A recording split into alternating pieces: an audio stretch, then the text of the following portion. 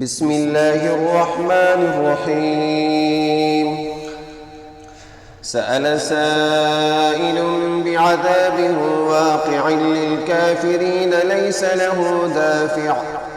من الله ذي المعارج تعرج الملائكة والروح إليه في يوم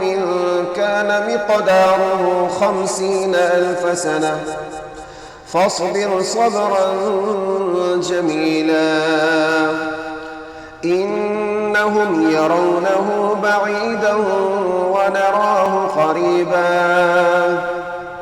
يوم تكون السماء كالمهل وتكون الجبال كالعهن ولا يسأل حميم حميما يبصرونهم يود المجرم لو يفتدي من عذاب يومئذ ببنيه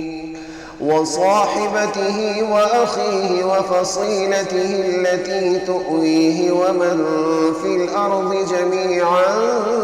ثم ينجيه كلا إنها لظى نزاعة للشوى تدعو من أدبر وتولى وجمع فأوعى إن الإنسان خلق هلوعا إذا مسه الشر جزوعا وإذا مسه الخير منوعا إلا المصلين الذين هم على صلاتهم دائمون والذين في أموالهم حق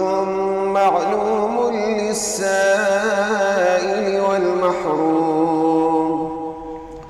والذين يصدقون بيوم الدين والذين هم من عذاب ربهم مشفقون إن عذاب ربهم غير مأمون والذين هم لفروجهم حافظون إلا على أزواجهم أو ما ملكت أيمانهم فإنهم غير ملومين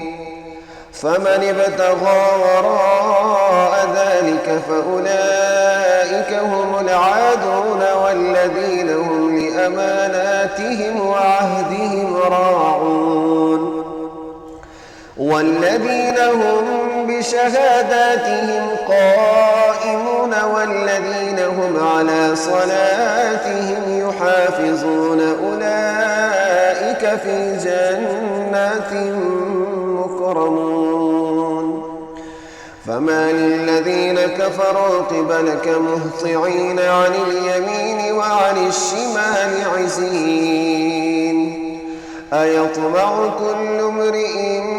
منهم أن يدخل جنة نعيم كلا إنا خلقناهم مما يعلمون فلا أقسم برب المشارق والمغارب إنا لقادرون على أن نبدل خيرا منهم وما نحن بمسبوقين فذرهم يخوضوا ويلعبوا حتى يلاقوا يومهم الذي يوعدون يوم يخرجون من الأجداث سراعا كأنهم إلى نصب يوفضون خاشعة أبصارهم ترهقهم ذلة ذلك اليوم الذي كانوا يوعدون